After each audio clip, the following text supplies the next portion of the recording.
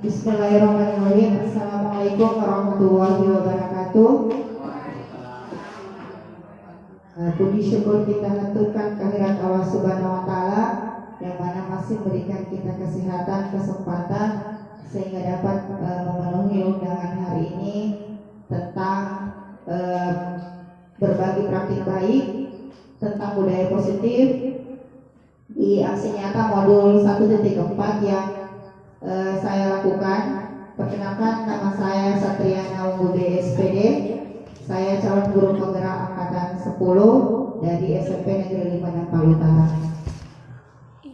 Terima kasih sebelumnya saya ucapkan kepada Bapak Ibu guru dari SD dan SMP dan kepala-kepala sekolah yang telah hadir memenuhi undangan saya. Dengan itu berikanlah saya kesempatan untuk mempresentasikan apa yang telah saya pelajari selama 2 pekan ini tentang modul 1.4 yang bertemakan budaya positif. Adapun pengajar praktik saya itu adalah Pak Astri SPD MPD dan fasilitator saya Ibu Andi Asrawati SSM FOM. Tujuan pembelajaran dari budaya positif ini, CGP dapat menyampaikan pembelajaran dari penerapan konsep inti dari modul budaya positif serta pemahaman mereka mengenai konsep-konsep inti dalam modul budaya positif. Yang pertama itu ada namanya teori kontrol. Jadi ada 4 teori kontrol menurut Dr. William Glasser dalam kontrol teori. Yang pertama adalah ilusi guru mengontrol murid. Pada dasarnya kita tidak dapat memaksa murid untuk berbuat sesuatu jikalau murid tersebut memilih untuk tidak melakukannya. Yang kedua, ilusi bahwa semua penguatan positif efektif dan bermanfaat. Penguatan positif atau rujukan adalah bentuk-bentuk kontrol segala usaha untuk mempengaruhi murid agar mengulangi suatu perilaku tertentu adalah suatu usaha untuk mengontrol murid tersebut. Yang berikutnya, ilusi bahwa kritik dan membuat orang merasa bersalah dapat menguatkan karakter. Menggunakan kritik dan rasa bersalah untuk mengontrol murid menuju pada identitas gagal, mereka belajar untuk merasa buruk tentang diri mereka mengembangkan dialog diri yang negatif. Yang keempat, ilusi bahwa orang dewasa memiliki hak untuk memaksa. Jadi terkadang kita lakukan ke anak murid kita secara tidak sadar. Banyak orang dewasa yang percaya bahwa mereka memiliki tanggung jawab untuk membuat murid-murid berbuat hal-hal tertentu. Apapun dilakukan dapat diterima selama ada sebuah kemajuan berdasarkan sebuah pengukuran kinerja. Tadi di budaya positif yang kita tahu itu ada nilai-nilai kebajikan. Jadi ada 5 nilai kebajikan selain profil pelajar Pancasila yang kita terapkan di kurikulum semester ini. Ada juga nilai kebajikan dari the Virtue Project nilai kebajikan. Yang pertama itu kita lihat ada peduli, keterus-terangan dan berikutnya dan selanjutnya. Ya Bapak Ibu lihat. Ya, sekarang perhatikan ini tabel ini ada identitas gagal, ada namanya hukuman, konsekuensi dan restitusi. Jadi hukuman termasuk identitas gagal. Jadi ini kadang kita lakukan ke murid secara tidak sadar. Bukan hanya Bapak Ibu guru ya. Saya juga merasakan hal tersebut dan masih melakukan hal tersebut. Jadi ini bahan sebagai pembelajaran untuk kita semua. Jadi saya di sini berdiri bukan menggurui Bapak Ibu guru, tidak, tapi kita sama-sama belajar. Dan saya menyebarkan apa yang sudah saya pahami di budaya positif tentang hukuman, konsekuensi dan restitusi. Silakan Bapak Ibu guru lihat, hukuman sesuatu yang menyakitkan harus terjadi. Kadang kita menyeletukkan, jadi secara tidak sadar kita menggunakan bahasa yang kasar, menggunakan nada yang tinggi, dan kadang kita menggunakan fisik. Contohnya nunjuk-nunjuk anak-anak. Kadang kita tidak sadar ya, kadang juga kita cubit, kadang kita tarik telinganya, kadang kita suruh maju ke depan kelas, angkat kakimu, pegang telingamu, itu termasuk hukuman secara verbal. Kadang anak-anak mematuhi saja, tapi kita tidak tahu bagaimana di dalam hatinya. Dia merasa kecewa kah, merasa sakit hati kah, sampai bisa kadang kita dibenci sama anak-anak. Itu yang dampak negatifnya. Kalau konsekuensi, sesuatu yang berupa sanksi, ya konsekuensi ini ada hal aturan yang harus kita terapkan ke anak-anak. Manakala dia melanggar, dia harus menerima konsekuensinya. Contohnya seperti ini, ujian.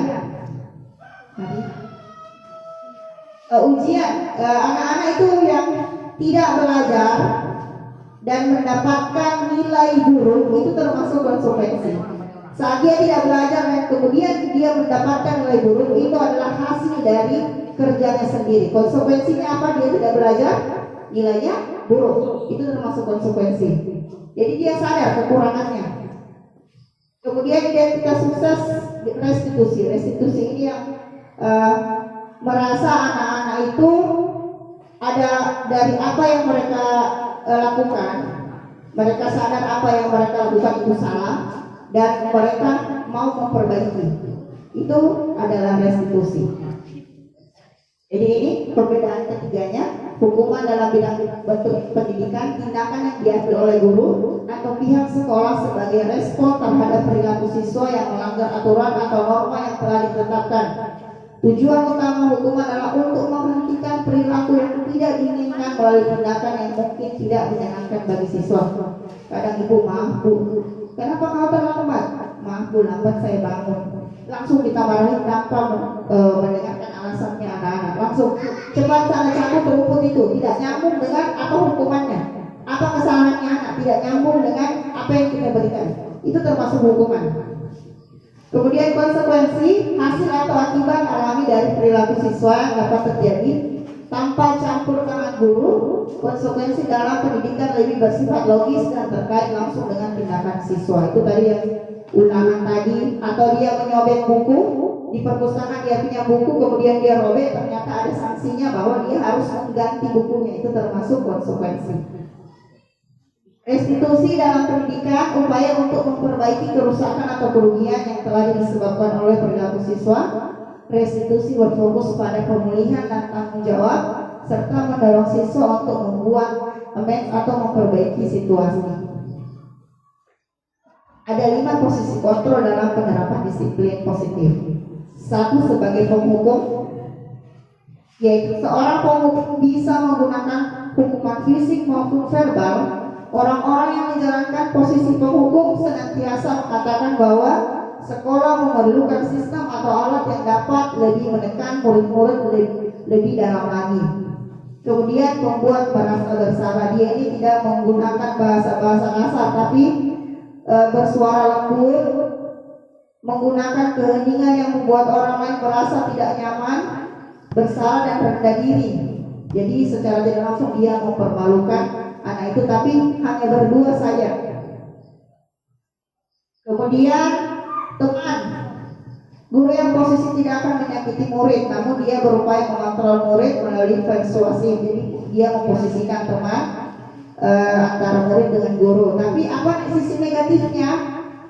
Kemungkinan guru itu, misalkan saya sudah jadi teman murid, ketika guru lain menyuruh murid itu, kemungkinan besar dia tidak akan menerima. Itu dampak negatifnya. Kadang hak murid itu kalau kita jadikan teman, dia tidak bisa menerima kontrol dengan guru lain. Kemudian pemantau, mengawasi. Pada saat kita mengawasi, kita bertanggung jawab atas perilaku orang-orang yang kita awasi. Posisi pemantau berdasarkan pada peraturan dan konsekuensi. Dengan menggunakan sanksi, kita dapat memisahkan hubungan pribadi kita dengan murid sebagai seorang yang menjalankan posisi pemantau.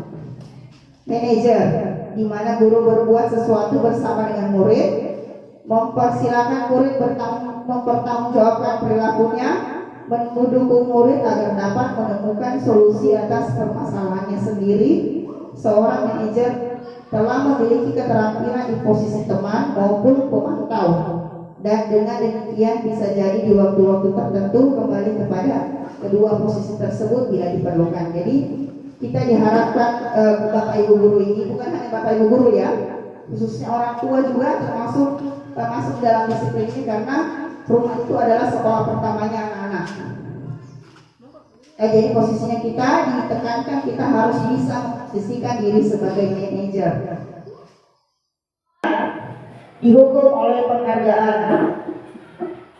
Saat kita berulang kali menjanjikan hadiah kepada anak-anak agar berperilaku bertanggung jawab, atau kepada seorang murid agar mempelajari sesuatu yang baru, atau kepada seorang karyawan agar melakukan pekerjaan yang berkualitas, kita sedang berasumsi mereka tidak dapat melakukannya atau mereka tidak akan memilih untuk melakukannya. Jadi ini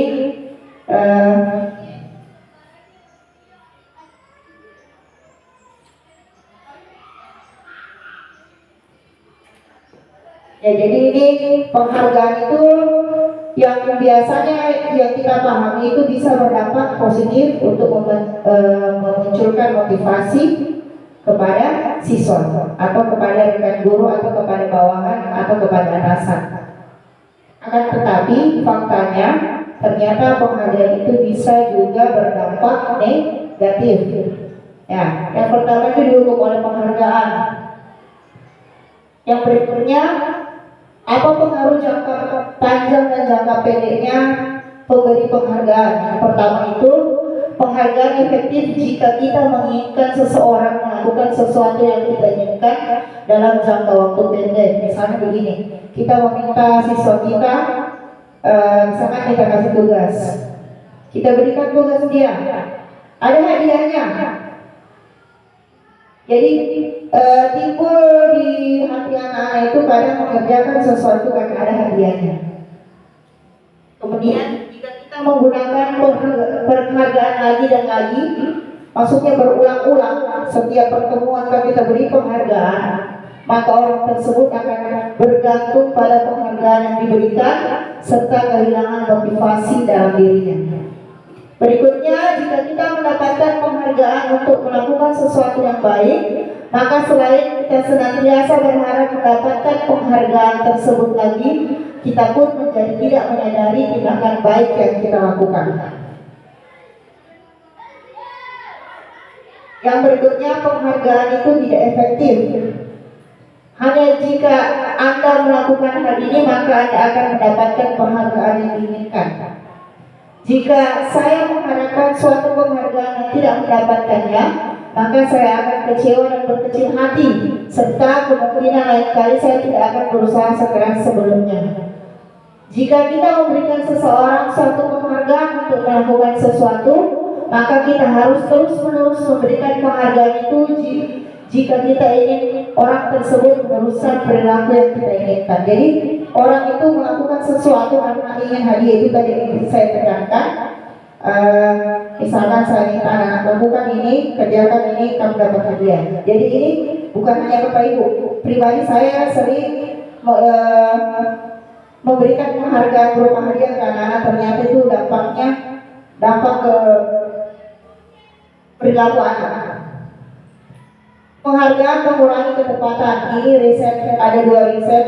Riset yang pertama, dalam sebuah percobaan sekelompok anak laki-laki berusia sekitar 9 tahun diminta untuk melihat gambar-gambar wajah yang ditampilkan di layar, dan mereka harus memberitahukan jika wajah-wajah tersebut sama atau berbeda. Gambar-gambar tersebut hampir sama. Beberapa dari mereka diberi penghargaan dalam bentuk uang. Pada saat mereka memberikan jawaban yang benar, sementara sebagian yang lain tidak, hasilnya itu anak laki-laki yang dibayar membuat lebih banyak kesalahan. Jadi dia tidak fokus. Riset yang kedua, anak-anak diminta mengingat kata-kata tertentu. Kemudian mereka diminta mengambil kartu yang berisi kata-kata yang diingat tersebut setiap kali muncul. Beberapa anak diberikan permen setiap mereka memberikan jawaban yang benar, dan sebagian yang lain hanya diberitahu saja bila jawaban mereka benar. Hasilnya, anak-anak yang mendapatkan permen jawabannya banyak yang tidak tepat dibandingkan anak-anak yang hanya diberitahu jawabannya benar. Jadi hanya penyampaian jawaban benar ini. Nah, beda dengan yang sudah dikasihkan permen.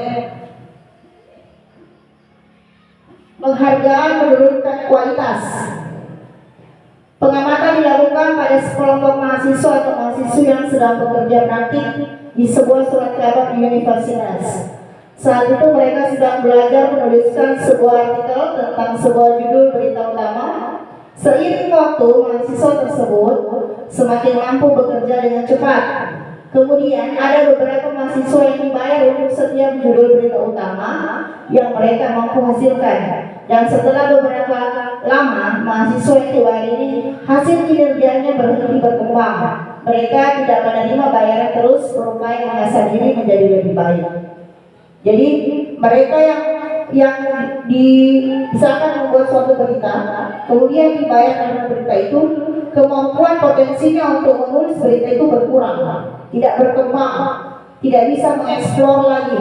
Beda dengan yang memang pure atau asli, yang memang bekerja tanpa biaya, tanpa pamrih apapun, tanpa penghargaan apapun. Mereka berkembang, berinovasi kembali. Kemudian penghargaan mematikan kreativitas. Murid-murid diminta berpikir mengenai hadiah atau penghargaan yang bisa mereka dapatkan bila berhasil menulis sebuah puisi. Kreativitas kelompok murid-murid ini menjadi berkurang dibandingkan dengan yang tidak diberitahukan tentang hadiah yang bisa mereka terima. Penelitian menunjukkan bahwa pekerjaan seni atau sebuah penulisan cerita menjadi kurang kreatif bila dijanjikan sebuah hadiah atau penghargaan. Kemudian dalam tugas-tugas memecahkan masalah, pada murid memakan waktu lebih lama dan memberikan jalan keluar kurang kreatif saat mereka dijanjikan suatu penghargaan. Penghargaan itu akan berdampak menjadi hukuman. Memberikan penghargaan dan hukuman adalah hal yang sama karena keduanya mencoba mengendalikan perilaku seseorang. Karena orang pada dasarnya tidak suka dikendalikan dalam jangka waktu lama, penghargaan akan terlihat sebagai hukuman. Jika suatu penghargaan diharapkan namun Anda tidak mendapatkannya, Anda akan merasa dihukum. Jadi merasa kecil hati begitu kalau tidak menerima hadiah. Ini yang terakhir adalah motivasi dalam diri, motivasi intrinsik. Saat seorang anak belajar untuk pertama kalinya menggabungkan huruf-huruf dan kata-kata serta menyadari bahwa ia dapat membaca, timbul pijar di matanya dan sebuah senyuman di wajahnya. Anak tersebut begitu gembira bahwa ia telah mempelajari dan menguasai suatu keterampilan baru. Kesadaran akan kemampuan bahwa dia sudah dapat membaca sesungguhnya sudah merupakan sebuah penghargaan. Jadi kepuasan, nilai kepuasan diri. Jika kita memberikan penghargaan kepada seorang anak pada saat dia sedang merasa bangga dengan pencapaiannya sendiri, maka kita akan mengambil kegembiraan yang saat ini sedang dirasakan secara alami. Jadi sahabat dengan kita melakukan sesuatu yang baru menurut kita, kemudian hasilnya itu memuaskan, hasilnya sesuai dengan apa yang kita mau, pasti ada nilai kepuasan tersendiri dan itu merupakan penghargaan untuk diri sendiri. Itu adalah motivasi intrinsik yang akan kita kembangkan ke anak-anak, yang akan kita tumbuhkan ke anak-anak kita. Apakah seorang guru bisa memberi penghargaan atau hadiah berdasarkan hal tersebut? Jawabannya bisa. Karena dalam hal apa?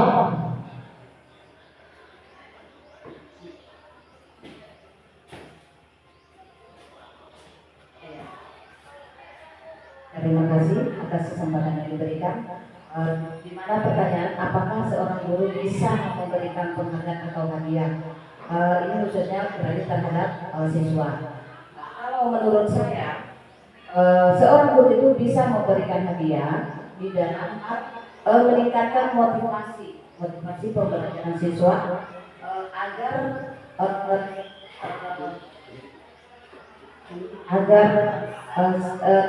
peningkatan belajar mereka atau cara belajar mereka itu bisa kita kita rangsang dengan memberikan hadiah seperti hadiah apa saja yang bisa menyenangkan. Terima kasih. Baik, itu tadi seorang guru bisa memberikan penghargaan atau hadiah. Nah, kalau pemaparan dari ibu tadi bukan saya benarkan atau saya salahkan. Pertimbangannya begini, ibu kasih hadiah untuk tujuan kita memotivasi siswa di dalam kelas. Apakah kita tidak apakah kita tidak melihat siswa yang lain? Bagaimana kita tidak tahu hatinya mereka merasa ada segitiga restitusi.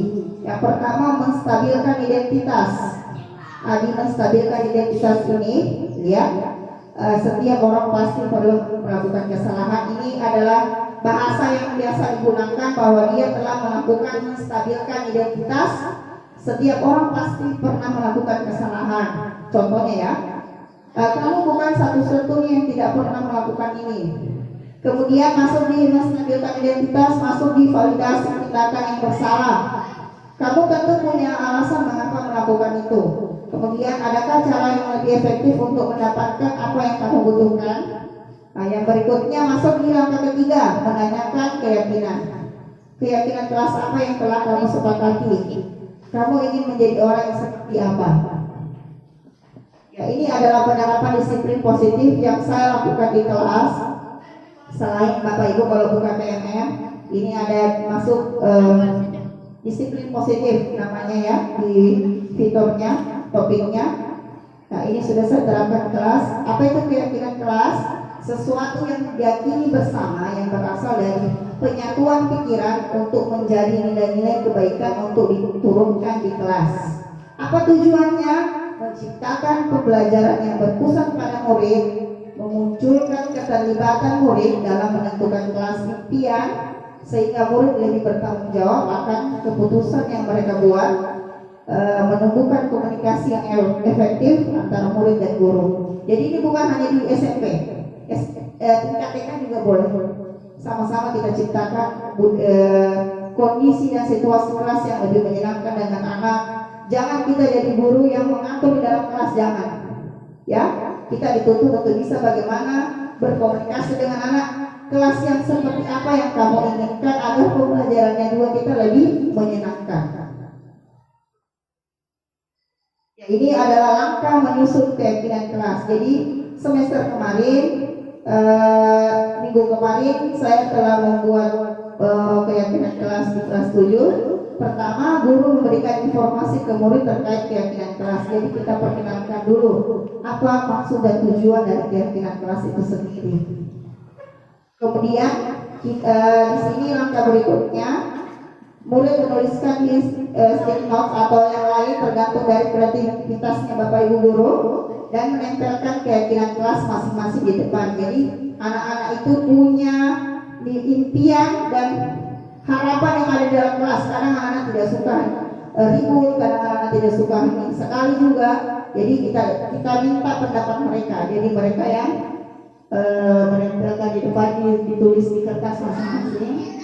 Setelah itu mereka mempresentasikan apa yang mereka tulis, alasannya kenapa mau seperti itu, supaya lebih terbuka.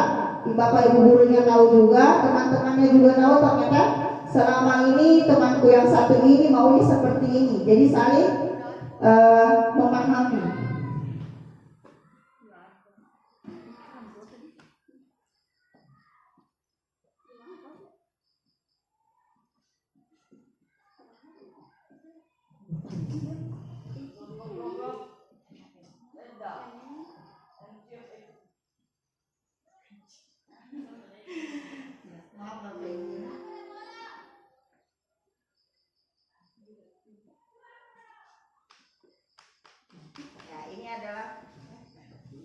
Setelah dipresentasikan kita sepakati bersama. Jadi ini adalah keyakinan kelas saya. Kebetulan saya wali kelas di kelas 7. Yang pertama, datang tepat waktu, berpakaian rapi sesuai peraturan sekolah setiap hari, berdoa sebelum dan setelah belajar, menjaga kebersihan kelas, mengikuti dan mengerjakan tugas tepat waktu, jujur dan bertanggung jawab, pulang tepat waktu. Jadi keyakinan kelas ini sewaktu-waktu bisa berubah. Seperti saat ini dalam tinjauan saya masih kesulitan mengidentifikasi dan menerapkan banyak anak-anak yang masih melanggar itu berpakaian rapi sesuai peraturan sekolah. Kadang anak-anak sudah di luar bajunya, kadang hari Rabu pakai baju tetap putih biru, tidak pakai putih-putih. Ya, itu masih yang perlu kami tinjau. Jadi di semester depan itu masih bisa diperbaiki.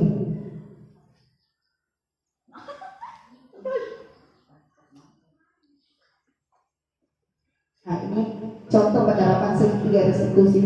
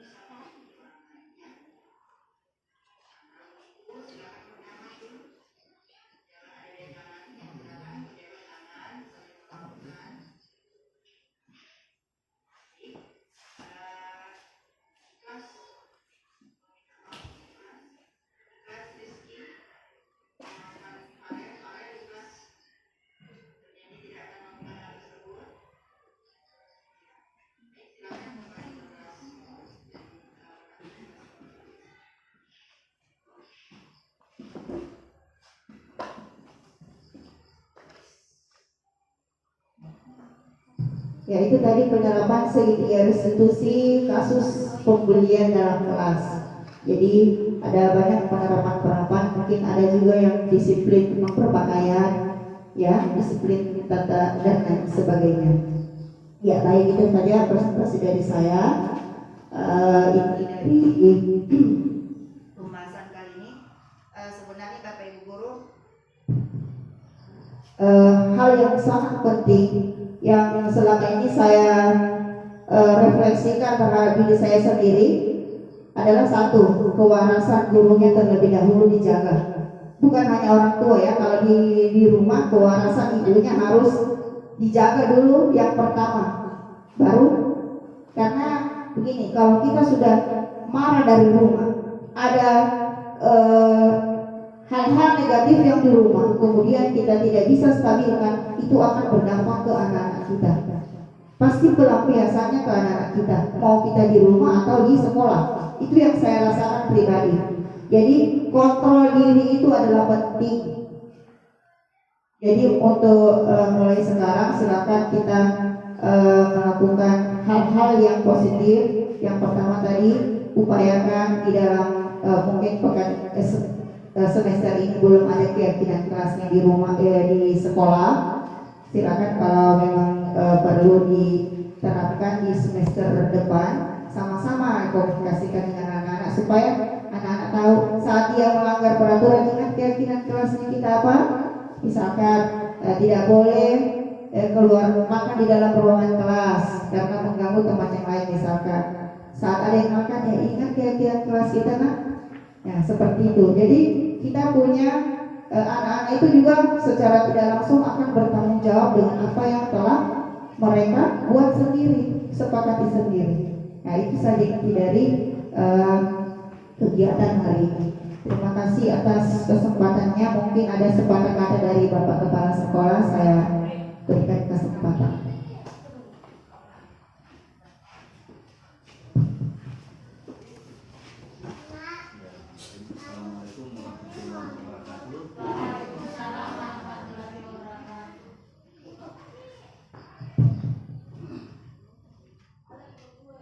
Guru penggerak yang saya hormati,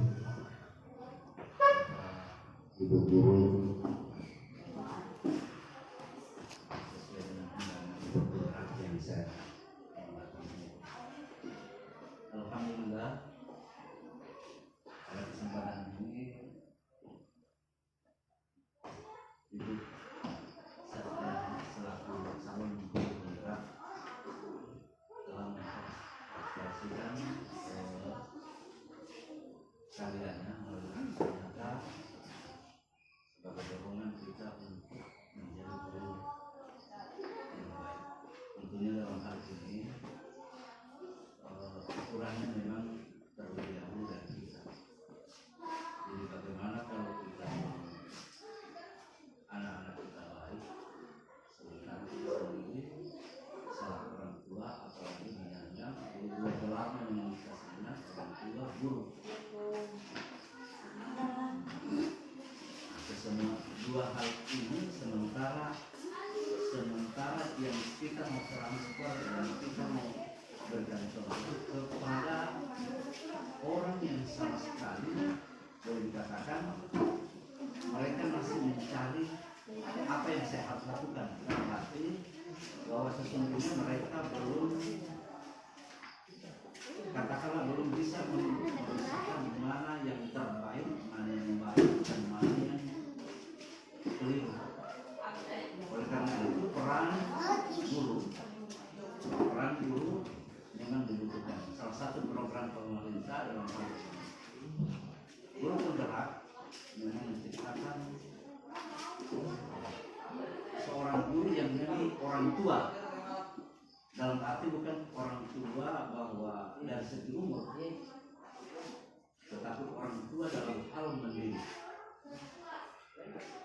Kalau kita ini sebenarnya memang terbiasa dengan keadaan yang kita alami sebelumnya. Dalam hal ini sehingga pada saat katakanlah guru merdeka, salah satunya ada guru penggerak muncul ini, ada merdeka belajar. Sebelumnya kan memang kita bukan juga dikatakan dijajah, bukan juga kita katakan bahwa anak-anak itu kita jajah. Bahkan kadang orang tua kalau kita tidak kasar dalam arti, kalau saya tidak bentuk memang anak sekarang dalam arti keras, maka itu tadi akan jadinya generasi itu prinsip inilah masih yang tertanam dalam diri kita, dan ini yang akan bukan dirubah, akan diperbaiki oleh kurikulum mereka dalam hal ini guru penggerak. Kadang-kadang memang kita minta maaf Bapak Ibu sekalian, sama-sama mungkin. Kadang-kadang siapapun selaku manusia pasti ada ini kan kontrol emosi. Tidak usah terlalu jauh, anak-anak kita sendiri di rumah biasanya kalau ada tindakan-tindakannya yang tidak sesuai dengan, katakanlah sudah apa dengan kita tadi aturan itu, tentunya dalam main kontrol biasanya kita juga memang terkadang, apalagi memang dibawa dengan sudah ada masalah-masalah yang banyak, sehingga betul yang dikatakan tadi oleh ibu guru penggerak, calon guru penggerak, bahwa sesungguhnya emosi yang tadi, masalah yang tadi dari katakanlah dari rumah, terkadang memang kita lampiaskan kepada anak, bukan dalam arti lampiaskan sudah pukul atau tidak, tetapi ada bahasa-bahasanya kita yang sudah, katakanlah tadi ada duit yang namanya dia tidak secara sadar kita mengatakan, karena itu kan masalah.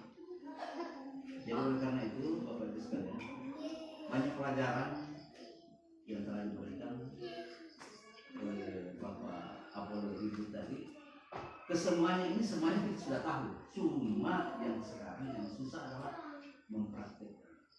Dalam hal ini begini, apa yang saya katakan mempraktikkan, anak-anak sudah terlambat, anak-anak sudah berkelahi, anak-anak sudah, katakanlah aturan-aturan itu dia lambat. Karena kita masih berprinsip bahwa saya seorang guru, saya segala-galanya di sini, dalam arti untuk anak-anak itu. Jadi saya segala-galanya di sini, apapun yang saya tindak itu tidak ada persoalan. Itu prinsip, itulah yang selalu kita pegang selama ini. Padahal sesungguhnya, sama saya katakan begini, terkadang orang, saya minta maaf, saya ceritakan sedikit bahwa terkadang orang mengatakan begini, kenapa ini kepala sekolah ini, SMP ini, dia urus semua guru-gurunya, yang semestinya guru-gurunya itu yang melakukan. Minta maaf sebelumnya bahwa sesungguhnya kita ini adalah prinsip pertama seorang guru ataupun kepala sekolah, kita ini adalah melayani Bapak Ibu sekalian, melayani keperluan mereka selagi kita mampu untuk kita melakukan hal tersebut. Jadi tinggalkan lagi kata yang kepala sekolah, guru-guru mengatakan bahwa nanti ada kau datang kemari, itu saya segala-galanya. Itu yang kita tinggalkan, dan itulah yang telah diberikan oleh Ibu calon guru penggerak tadi. Barangkali itu saja yang saya bisa sampaikan pada kesempatan ini. Terima kasih. Wassalamualaikum warahmatullahi wabarakatuh. Baik, itu tadi sepatah kata dari kepala sekolah. Jadi selamat datang untuk Bapak Ibu orang tua murid. Jadi pada pertemuan kali ini intinya itu seperti ini. Kita ini satu ekosistem sekolah. Jadi bukan hanya guru dan murid yang ada di dalam sekolah. Peran penting orang tua murid juga sangat-sangat dibutuhkan. Karena begini Bapak Ibu guru, Bapak Ibu, kami sudah berupaya mencoba membentuk karakter anak Bapak Ibu di sekolah. Ternyata lingkungan rumah yang tidak mendukung. Kita sudah mencoba mengupayakan hal-hal positif kita masukkan ke anak-anak, ternyata hal negatif masuk sendiri di rumah, di lingkungan rumah. Jadi kontrol orang tua itu sangat-sangat dibutuhkan. Kontrol kita di sekolah juga sangat-sangat dibutuhkan. Jadi intinya kolaborasi yang baik antara guru dan orang tua sangat dibutuhkan dan diperlukan. Contoh kasusnya seperti ini. Di sekolah kita melarang anak-anak untuk merokok. Manakala kita dapatkan anak-anak merokok, pasti ada sanksinya dan ada konsekuensi yang mereka dapatkan. Ternyata di rumah tidak mendukung apa yang sudah kita aturkan di sekolah. maka itu adalah adanya ketimpangan yang bertolak belakang dengan pembentukan karakter. Kalau masalah pengetahuan sekarang itu sudah canggih Bapak Ibu. Google itu sudah mengetahui semua pengetahuan yang ada di dunia ini. Apa yang kita cari tinggal cari di Google. Mau resep masakan bisa, mau tentang karakter anak bisa dicari bagaimana, tips-tips belajar yang tips mengajar dan belajar yang tepat bagaimana. Itu ada semua di situ. Jadi sekarang kurikulumnya kita ini menekankan kita bagaimana menjadi agen dari pembentukan karakter anak. Itu yang tidak ada di Google. Pembentukan karakter itu yang susah. Sedangkan kita kadang tidak bisa mengontrol diri, apalagi mau diterapkan ke anak-anak. Makanya saya tekankan tadi, tetap jaga kewarasannya Bapak Ibu guru, tetap berpikir positif kepada anak-anak kita tanpa memandang sosial, budaya dan kultur. Anaknya siapa ini, anaknya siapa ini, siapa. Mungkin ada yang ingin disampaikan.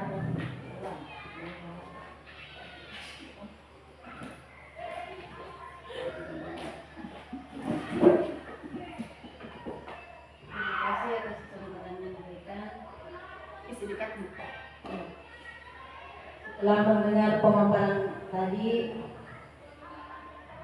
saya menyadari ternyata selama ini di dalam kelas masih banyak kekurangan, terutama masalah penghargaan tadi.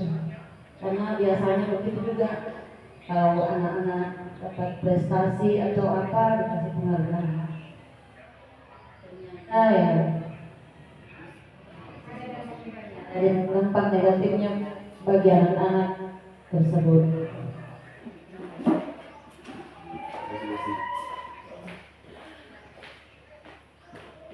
Oke, masih ada lagi?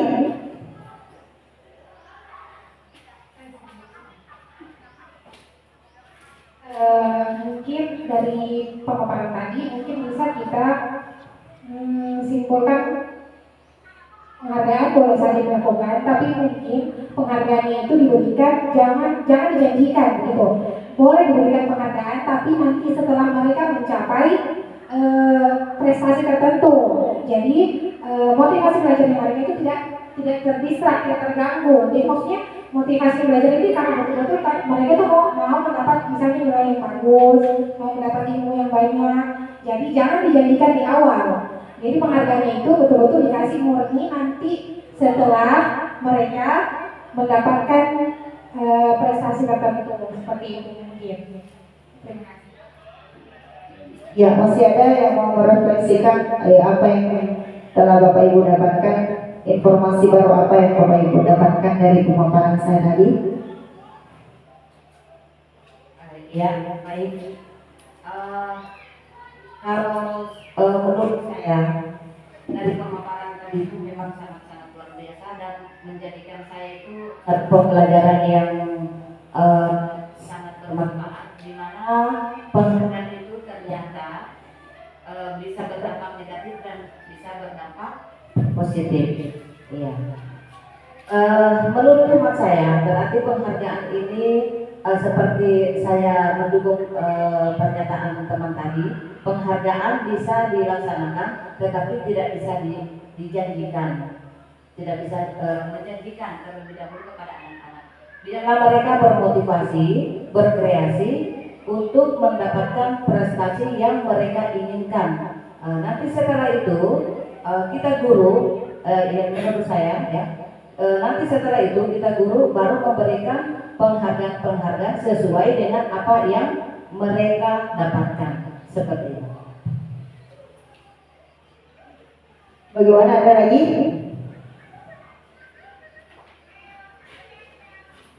Ya, terima kasih kembali atas waktunya. Jadi setelah kami mendengarkan pemaparan dari Ibu tadi, ternyata kami sadari bahwa selama ini kami di dalam proses belajar mengajar di kelas ternyata masih jauh dari apa yang diharapkan. Dari pemaparan tadi, selama ini kami menganggap bahwa penghargaan itu buat kami mungkin itu sudah positif buat anak-anak dalam hal ini untuk meningkatkan motivasi belajarnya. Setelah mendengarkan pemaparan ibu, ternyata dalam memberikan penghargaan kepada anak-anak ini ternyata masih ada dampak positif dan negatifnya.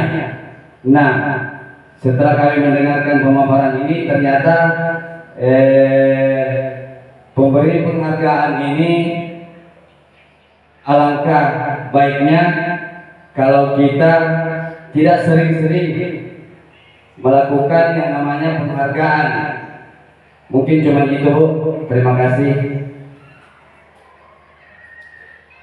Nah, jadi dapat saya simpulkan dari refleksi tadi dari pemahaman Bapak Ibu bahwa itu tadi yang saya katakan ya, apakah tadi ada pertanyaan romantik, apakah bisa seorang guru memberikan penghargaan atau pujian ke siswa kita?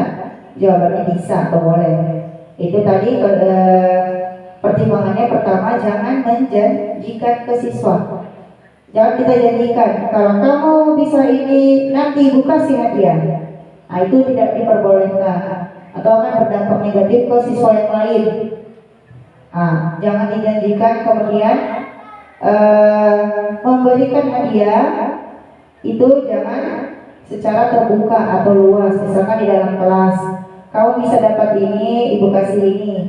Nah, tetap menjaga perasaan temannya yang lain yang belum bisa mencapai sesuatu yang mereka harapkan, karena kemampuan kita tahu sendiri kemampuannya anak-anak kita di dalam kelas itu beragam, beraneka ragam dengan berbagai macam karakteristik. Ada yang hanya anak itu kalau dia kecewa dia diam.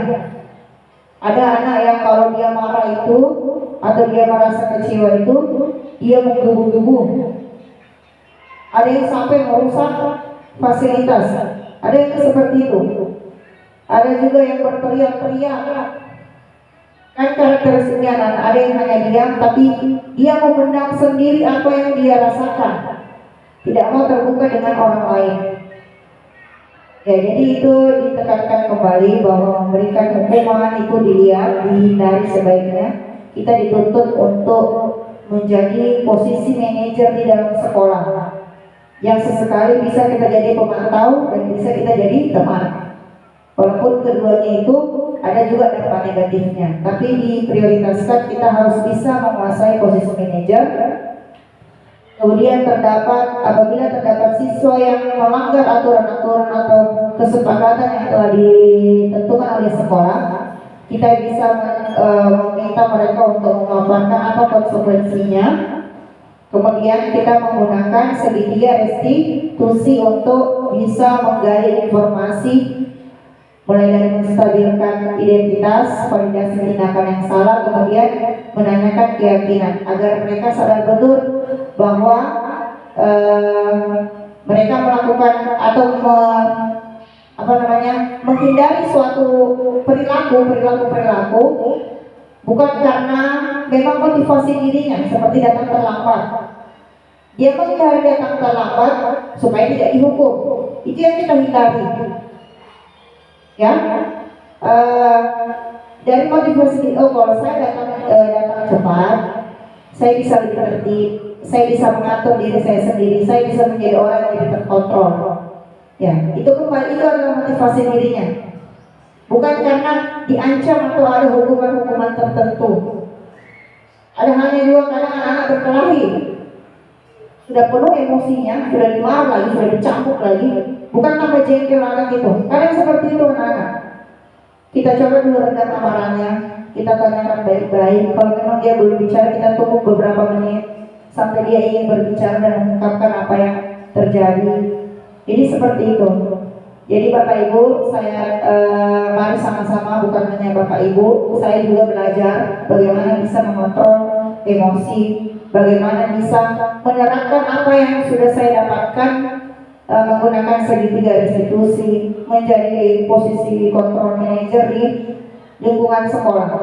Kemudian kolaborasi yang tepat terhadap guru dan orang tua. Jangan sampai kita sudah budayakan disiplin positif di sekolah, ternyata di lingkungannya juga berpengaruh negatif ke anaknya.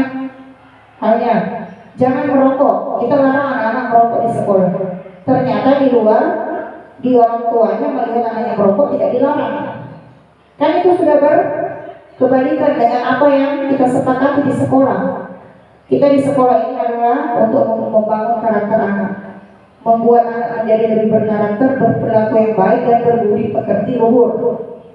Bukan hanya sekedar 1 tambah 1 sama dengan 2 anak-anak, 2 tambah 2 sama dengan 4. Kalau kamu tidak bisa itu, tidak bisa menghitung, apa dampaknya ke depan?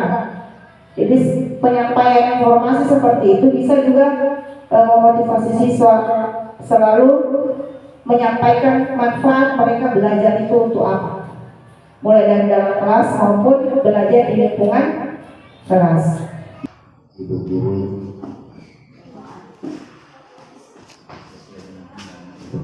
yang bisa. Alhamdulillah pada kesempatan ini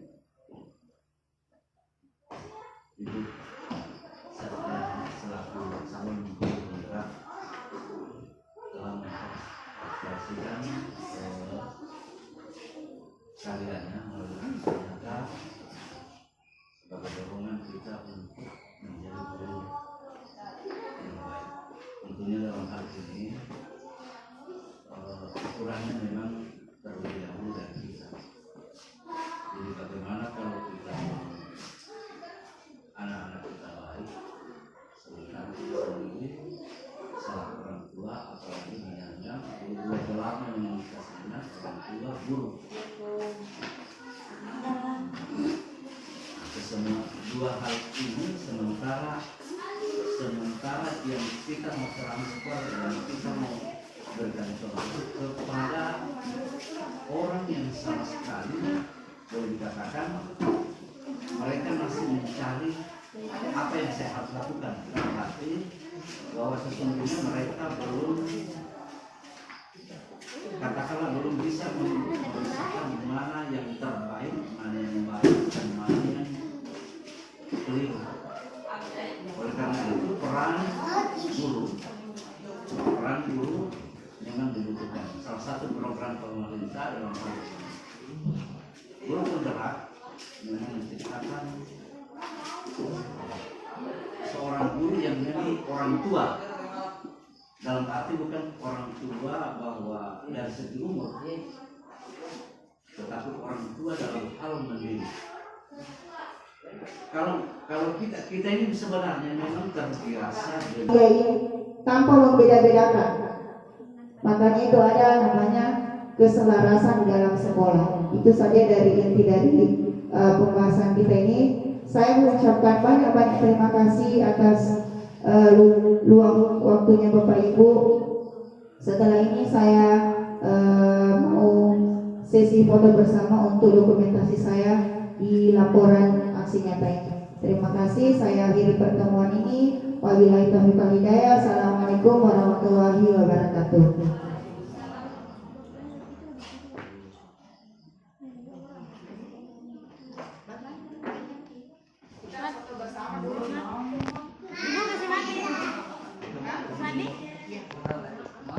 Saya mau sesi foto bersama untuk dokumentasi saya di laporan aksi nyata ini. Terima kasih, saya akhiri pertemuan ini. Wabillahi taufiq wal hidayah. Assalamualaikum warahmatullahi wabarakatuh.